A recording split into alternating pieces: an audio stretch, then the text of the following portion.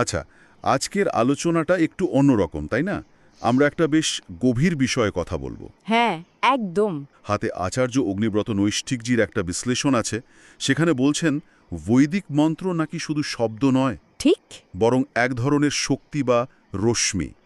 এই ধারণাটা ঠিক কোথা থেকে আসছে? এর ভিত্তি কি? এটাই মূল প্রশ্ন। মানে এটা কি শুধু একটা ভাবনা, নাকি এর পেছনে সত্যি শাস্ত্রীয় যুক্তি আছে? সেটাই আমরা দেখব। আচার্যজি তো অনেক প্রাচীন ঋষি আর শাস্ত্রের কথা বলেছেন। হ্যাঁ, যেমন ধরুন যাস্ক, দয়ানন্দ, যাজ্ঞবল্ক্য, ব্যাস, তিত্তিরি আর অবশ্যই নিরুক্ত, ব্রাহ্মণ গ্রন্থ, বেদ। এই সব মিলিয়েই তিনি দেখিয়েছেন কেন মন্ত্রকে ছন্দ বা রশ্মি বলা হচ্ছে। তাহলে শুরু করি ছন্দ দিয়ে। বেদকে তো আমরা মূলত ছন্দরূপেই জানি, হ্যাঁ, জানি। কিন্তু এই ছন্দ মানে কি শুধু কবিতার মিটার? মহর্ষি যাস্ক নিরুক্তে বলছেন ছন্দাংশী ছাদানাত। এর মানেটা কি দাঁড়ায়? আসলে এখানে মানেটা আরও গভীর। যাস্ক বলছেন যা আবৃত করে, মানে ঢেকে রাখে, সেটাই ছন্দ। ঢেকে রাখে। আচ্ছা, ঋষি দয়ানন্দ এর অর্থ করেছেন প্রকাশক, ঊর্জনম মানে শক্তিদায়ক, বলকারী। ও, প্রকাশক, শক্তিদায়ক। হ্যাঁ, এই ব্যাখ্যাগুলোই আসলে ইঙ্গিত দেয় যে ছন্দ শুধু একটা গঠন নয়, এটা এক ধরনের মৌলিক পদার্থ বা সত্তা। তার মানে মন্ত্র শুধু শব্দ নয়, এর একটা পদার্থ রূপ আছে। ইন্টারেস্টিং। ঠিক, এটাই প্রথম গুরুত্বপূর্ণ ধারণা। কিন্তু এর সাথে প্রাণ বা কম্পনের যোগ কোথায়? যোগটা খুবই যুক্তিসঙ্গত। দেখুন, কৌশিতকী ব্রাহ্মণে স্পষ্ট বলা হয়েছে প্রাণবায়ী ছান্নান্সি, মানে ছন্দ হল প্রাণরূপ। আচ্ছা, ছন্দই প্রাণ। আর প্রাণের ধর্ম? সে তো স্থির নয়। একদমই না, প্রাণ সদা কম্পমান।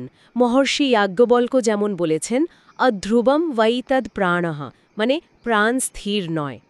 আর মহর্ষি ব্যাস ব্রহ্মসূত্রে বলেছেন প্রাণঃ কম্পনাৎ, মানে প্রাণের স্বভাবই হল কম্পন। বুঝেছি। তাহলে ব্যাপারটা দাঁড়ালো, বৈদিক মন্ত্র মানে ছন্দ, সেটা প্রাণের মতো। আর প্রাণ মানেই স্পন্দন, একটা জীবন্ত শক্তির মতো। ঠিক ধরেছেন। কিন্তু এই প্রাণকে যে রশ্মি বলা হচ্ছে, সেটার ভিত্তি কি? এটা কি শুধু একটা উপমা? না, এখানেই মহর্ষি তিত্তিরির কথাটা খুব গুরুত্বপূর্ণ। তৈত্তিরীয় ব্রাহ্মণে তিনি সরাসরি বলছেন প্রাণাহা রশ্মায়াহা।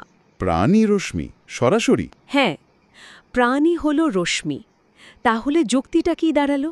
যদি ছন্দ ইকুয়ালস টু প্রাণ হয় আর প্রাণ ইকুয়ালস টু রশ্মি হয়, তবে তো ছন্দ ইকুয়ালস টু রশ্মি। একদম। আর এই রশ্মি শব্দটা কিন্তু শুধু প্রাণের ক্ষেত্রে সীমিত না। বৈদিক সাহিত্যের ব্যবহার অনেক ব্যাপক। যেমন মাসগুলোকে রশ্মি বলা হয়েছে, ঋতুগুলোকে বলা হয়েছে, মরুদ্গণকে রশ্মি বলা হয়েছে। তাণ্ডব ব্রাহ্মণে আছে কম অক্ষরযুক্ত ছন্দ নাকি মরুৎ স্বরূপ, মানে রশ্মিরূপ। আচ্ছা। এমনকি অথর্ববেদে কাল বা সময়কেও সপ্তরশ্মি বলা হয়েছে, মানে 7 প্রকার প্রাণ। তার মানে মন্ত্রকে রশ্মি বলার পেছনে ভালোই শাস্ত্রীয় যুক্তি আর প্রমাণ আছে। আর এই রশ্মি ধারণাটা বেশ বিস্তৃত। হ্যাঁ। এটা কি শুধু মন্ত্রের বেলাতেই সত্যি, নাকি আরও বড় কিছু? তত্ত্ব পর্যন্ত চলে গেছে।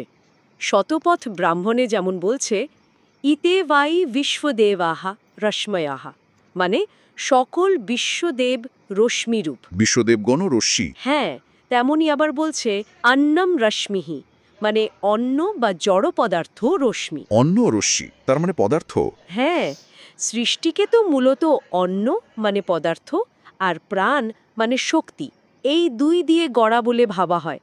এই মত অনুযায়ী দুটোই রশ্মিরূপ। আশ্চর্য।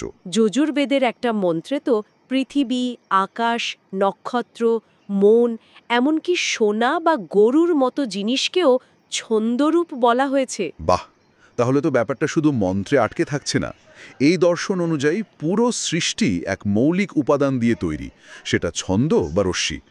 ভাবা যায় হাজার হাজার বছর আগে শক্তি আর পদার্থের এমন এক একীভূত রূপের কথা ভাবা হয়েছিল। ঠিক তাই। এই ছন্দ রশ্মির কি কোনো প্রকারভেদ আছে? হ্যাঁ, তৈত্তিরীয় ব্রাহ্মণে মূলত 3 প্রকারের কথা বলা হয়েছে। বেদের 3টে ধারার সাথে মিলিয়ে ঋক, যজুষ, সাম। কি রকম? বলা হচ্ছে ঋক ছন্দ রশ্মি নাকি মূর্ত বা কঠিন পদার্থের সাথে বেশি যুক্ত। ঋগ্ভিয় জাতাম সর্বস্ব মূর্তিমাহুঃ। আচ্ছা, ঋগ মানে মূর্ত। যজস ছন্দ রশ্মি হল গতি আর মহাকাশের সাথে সম্পর্কিত। সর্বগতি যজুচে হায়বা শাশ্বত। যজুষ মানে গতি। আর সাম ছন্দ রশ্মির প্রকাশ হল তেজ আলো দীপ্তি।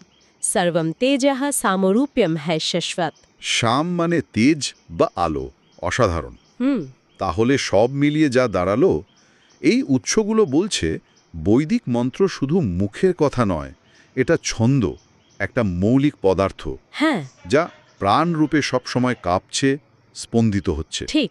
আর যা আসলে রশ্মি বা শক্তিরই একটা রূপ। এবং সবচেয়ে বড় কথা, শুধু মন্ত্র নয়, পুরো সৃষ্টি এই ছন্দরশ্মি দিয়ে গড়া। একদম। মহর্ষি যাস্ক, তিত্তিরি, বিভিন্ন ব্রাহ্মণ গ্রন্থ, বেদ সবই এই গভীর তত্ত্বটাকেই তুলে ধরছে।